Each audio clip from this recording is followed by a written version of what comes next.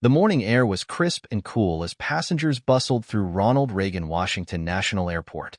The hum of rolling suitcases mixed with murmurs of travelers discussing plans, itineraries, and destinations. In the midst of the organized chaos, a strikingly tall and composed young man, Barron Trump, made his way toward the departure gate. His expression was calm, his demeanor reserved, drawing subtle glances from passers-by. Seated in the plush comfort of first class, Barron retrieved a worn book from his bag, its pages slightly dog-eared, a sign of frequent use. Though he kept to himself, his presence was hard to miss. His quiet nature only added an air of mystery, and the subtle nods of recognition from nearby passengers hinted that they knew who he was, even if he preferred not to acknowledge it. As the plane began boarding, an elderly man appeared at the gate, his upright posture defying his years. His military jacket, adorned with faded medals, told a story of a life spent in service. He walked with purpose, carrying a small, frayed bag over his shoulder, the weight of his memories heavier than his belongings. The gate agent scanned his ticket, and he stepped onto the plane, directed toward a cramped seat in the economy section. He shuffled through the narrow aisle, his presence both commanding respect and eliciting quiet curiosity. Passengers glanced at the medals on his chest, recognizing symbols of bravery, but unaware of the specific stories they represented. As the veteran reached his assigned seat, a middle-aged man next to him let out an audible sigh, shifting uncomfortably. The seatmate grumbled about the lack of space, his tone dripping with irritation. "Great, just my luck," he muttered, loud enough for others to hear. The veteran offered a polite apology, his voice steady and calm, refusing to let the man's rudeness disrupt his dignity. From his seat in first class, Barron glanced up from his book, his sharp eyes catching the commotion. While others dismissed the interaction, his attention lingered. Something about the scene struck him, stirring a sense of unease that he couldn't ignore. The veteran settled into his seat, quietly adjusting his small carry-on under the seat in front of him. His movements were slow but deliberate, the stiffness in his hands betraying years of wear. The grumbling seatmate continued to fidget, muttering under his breath about how tight the space was.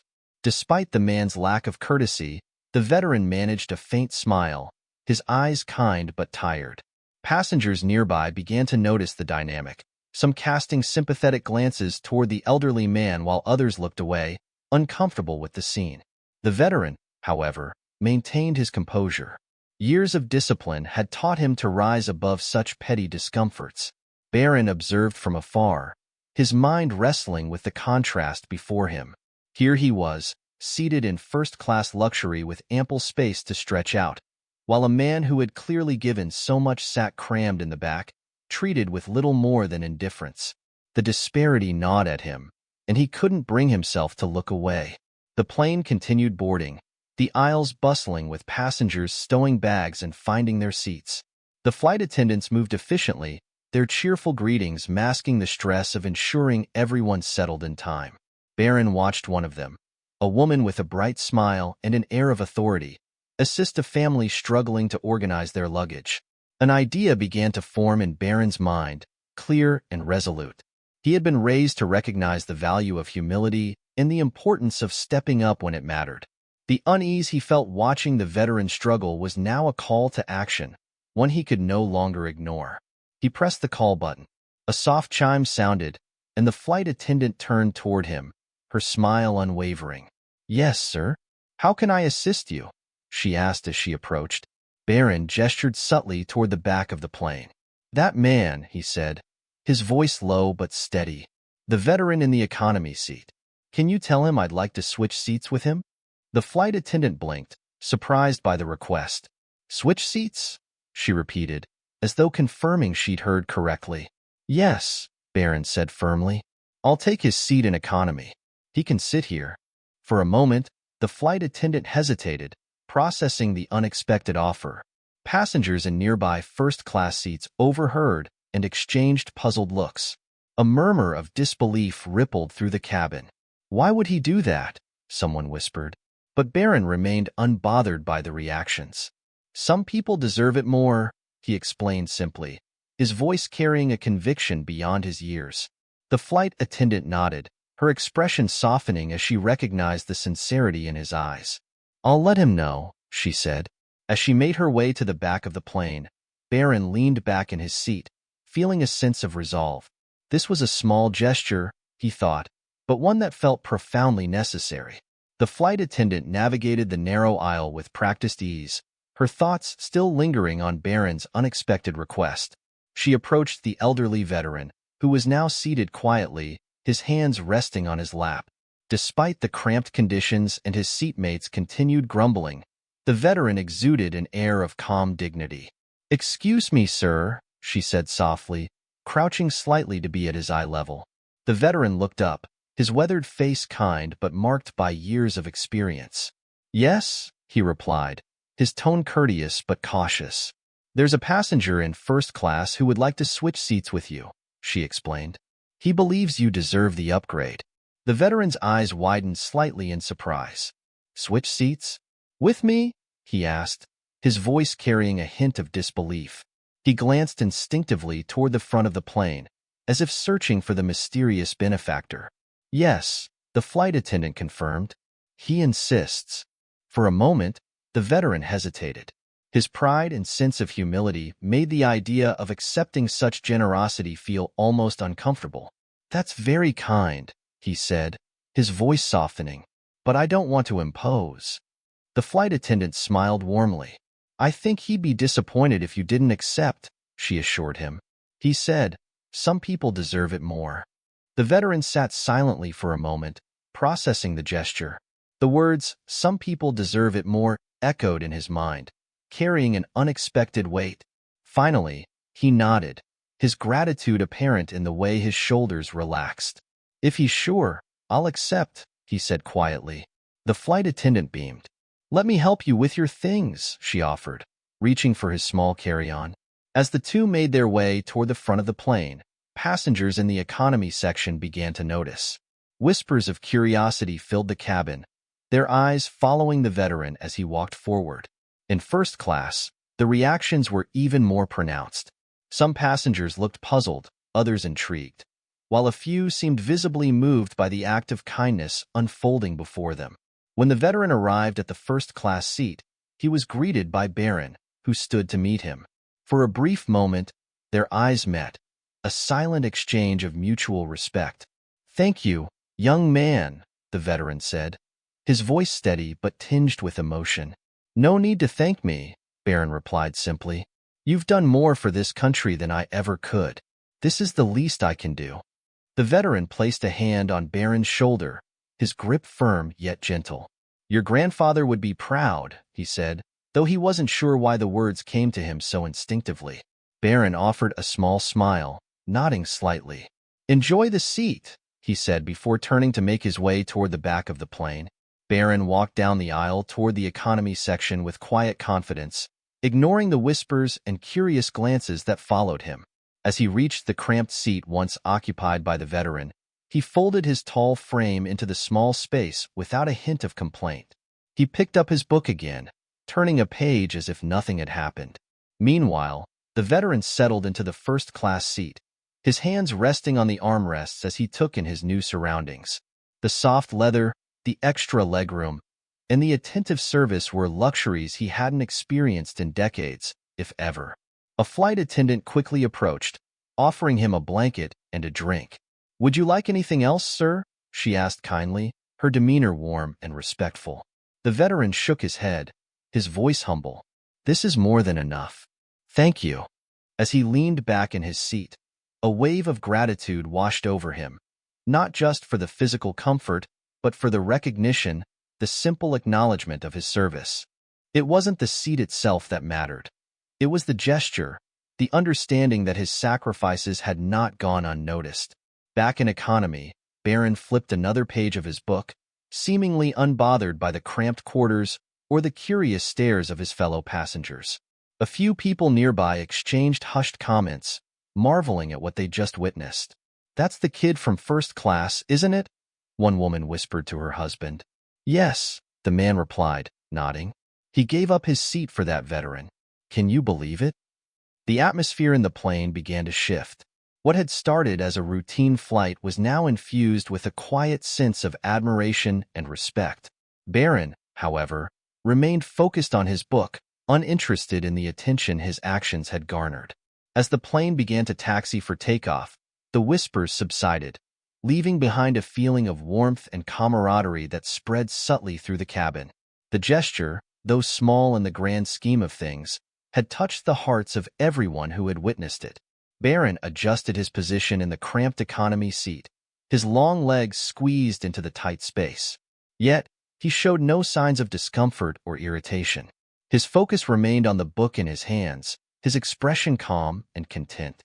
Around him, passengers stole occasional glances, some offering small smiles of admiration. But Barron paid no mind to the subtle attention, fully immersed in the words on the pages. In first class, the veteran sat upright, his hand lightly grazing the soft leather armrest.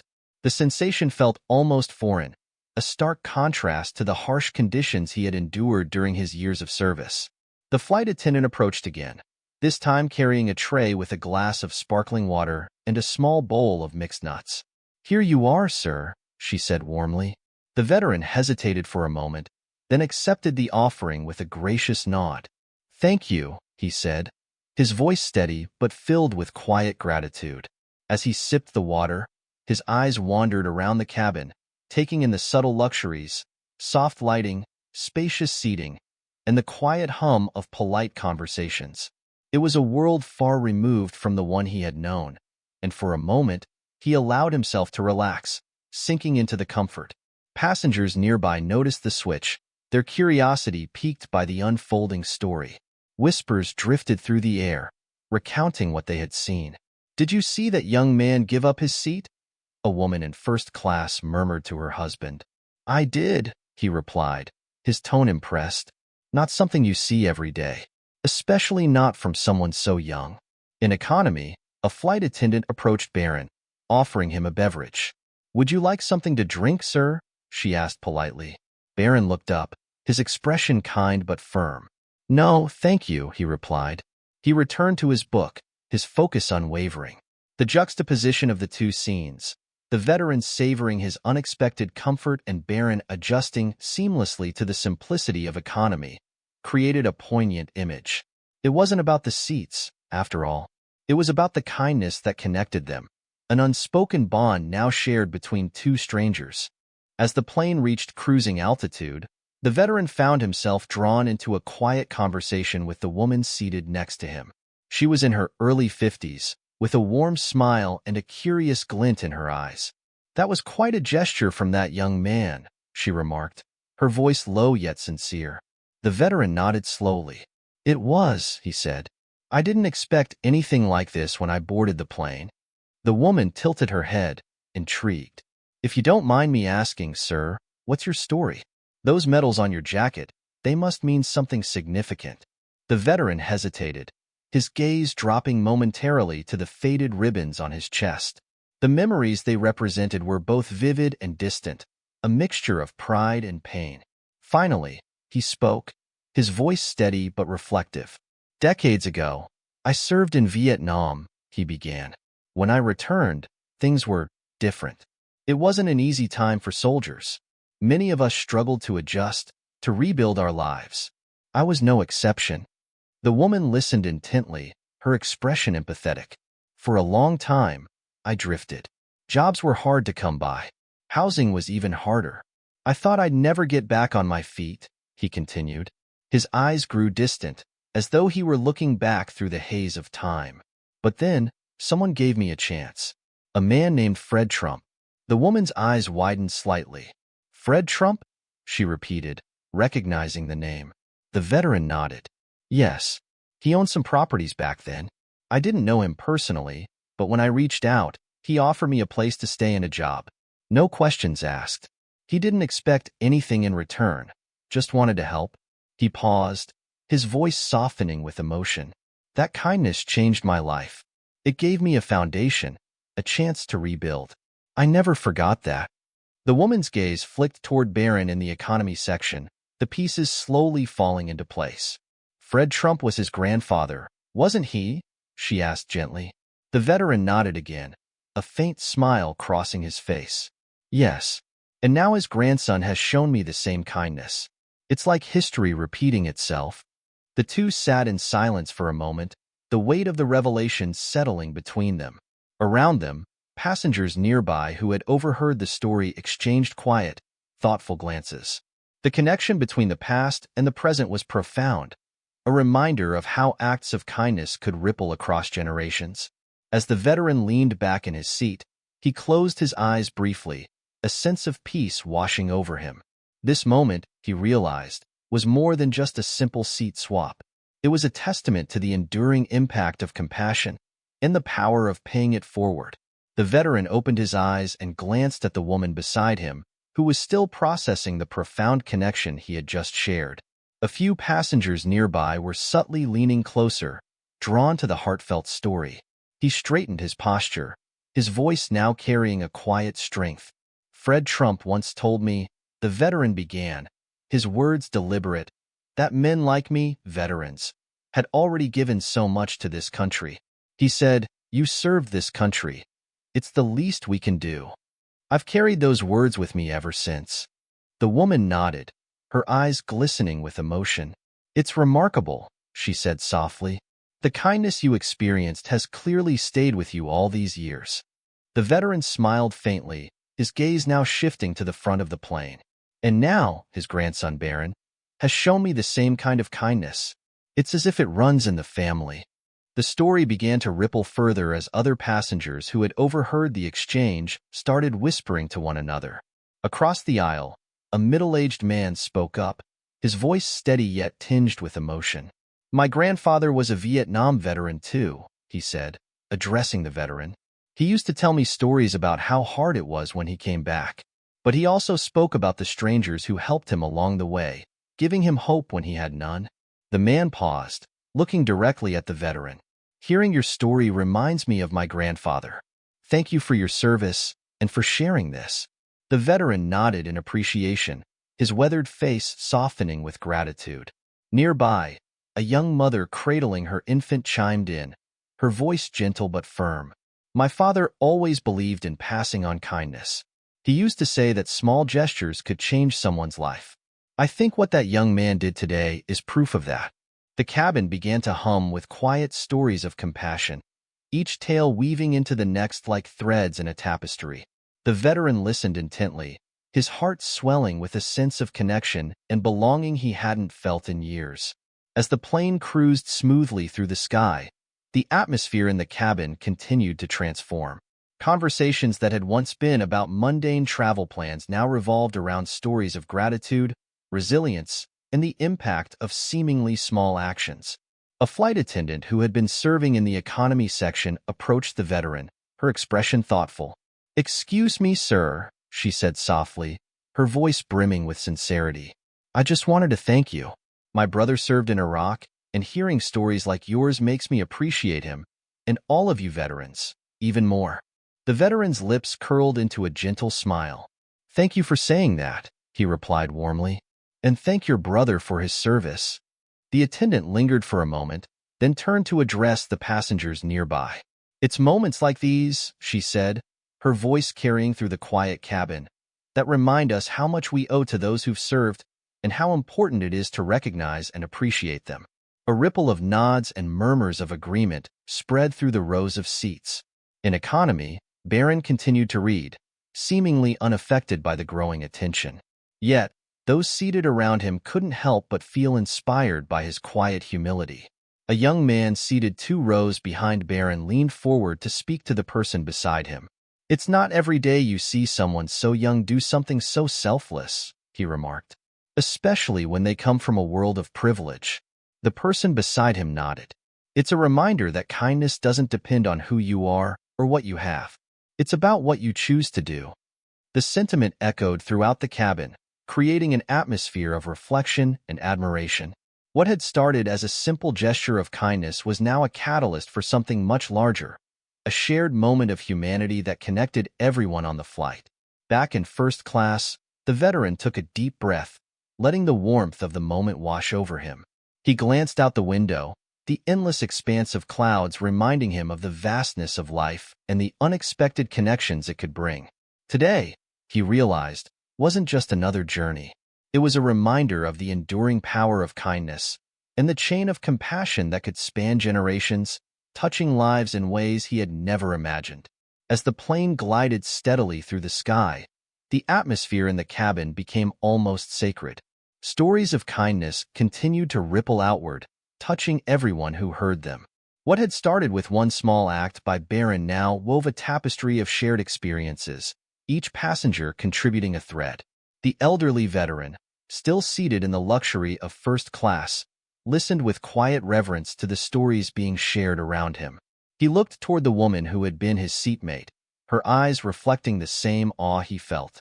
"It's incredible," he murmured, his voice thick with emotion.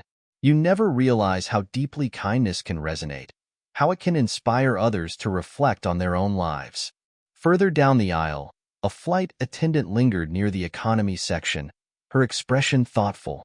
She turned to a colleague and said quietly, "My brother served in Iraq, and I don't think he's ever received the kind of recognition he deserves. Hearing these stories, I feel like I should do more to show him how proud I am." Her colleague placed a comforting hand on her shoulder. "It's never too late," she said, "and it's moments like this that remind us to take action." The veteran, overhearing snippets of these conversations, felt his heart swell. Decades of carrying the invisible weight of his service seemed to lift, replaced by a sense of belonging. He looked out the window at the endless sky, a small smile softening his lined face. Across the plane, passengers who had initially been immersed in their own concerns now found themselves drawn into the collective emotion. A middle-aged woman turned to her teenage son and whispered, "You see that young man? What he did today will stay with that veteran forever. Acts like that define character." The teenager nodded, his expression contemplative. "I want to be like that," he said simply, his voice filled with quiet conviction. Meanwhile, Barron remained in his economy seat, flipping the pages of his book. To the outside observer, he seemed utterly unaware of the profound impact his gesture had made. But in reality, he was listening. He caught snippets of conversations, the shared reflections swirling around him like a gentle tide. Though he didn't lift his gaze, a small, satisfied smile flickered across his face. As the cabin settled into a reflective calm, a flight attendant quietly approached Barron in his economy seat. She crouched slightly to be at his level, her voice soft and discreet. "Excuse me, Mr. Trump," she began, hesitating slightly as she searched for the right words. Barron glanced up from his book, his expression polite but curious. "Yes? I thought you might like to know," the attendant continued. "The veteran you gave your seat to. He has a connection to your family. He told us that your grandfather, Fred Trump, once helped him when he was struggling after returning from Vietnam." Barron blinked, the revelation sinking in. "My grandfather?" he repeated, his tone thoughtful. "Yes," the attendant confirmed, her voice carrying a note of admiration. "He said your grandfather gave him a place to live and a job when he had nowhere else to turn. It changed his life." For a moment, Barron sat quietly, processing the weight of her words. He leaned back in his seat, staring at the cover of his book without really seeing it. His thoughts turned to his grandfather, a man he knew only through family stories and photographs. The connection between the past and present felt almost surreal. Finally, Barron spoke, his voice quiet but resolute. "That's something, isn't it?" he said, almost to himself.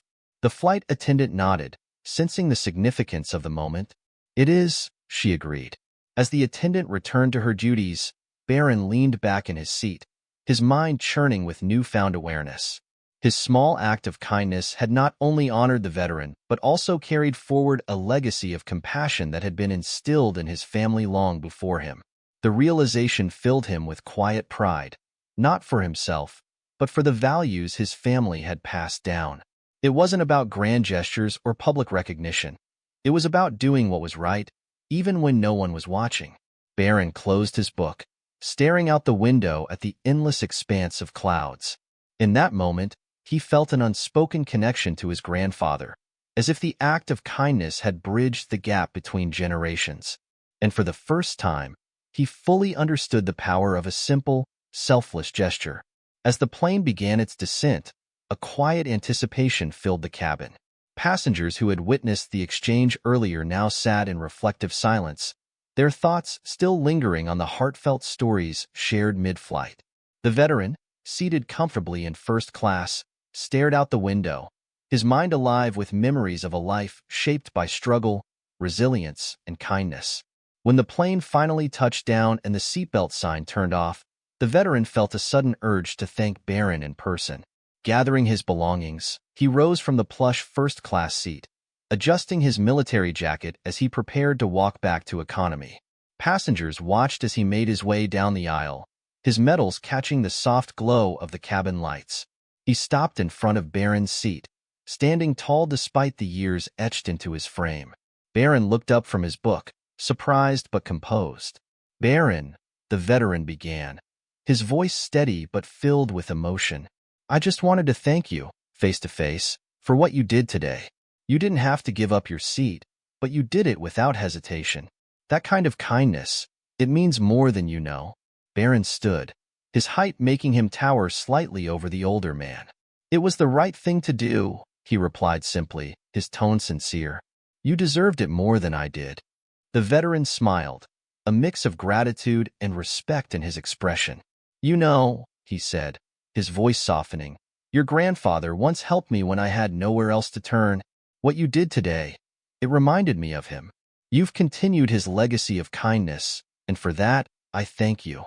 Barron's gaze flickered with emotion, though he kept his composure. "He would have done the same thing," he said quietly. "I'm glad I could honor that." The two stood there for a moment, a silent understanding passing between them. Around them, passengers observed the exchange, some wiping away tears while others looked on with admiration. As the veteran extended his hand, Barron shook it firmly. "Take care of yourself," he said, his voice carrying the weight of his sincerity. "You too, young man," the veteran replied. "And never forget, you've made a difference today." As passengers began to disembark, the cabin buzzed with a newfound energy. Many paused to thank both Barron and the veteran, their words heartfelt and filled with gratitude. "Your story inspired us all," one woman said, her hand resting lightly on the veteran's arm. "And your gesture," another added, addressing Barron, "reminded us of the good in the world." Barron acknowledged the comments with quiet humility, offering polite nods and small smiles.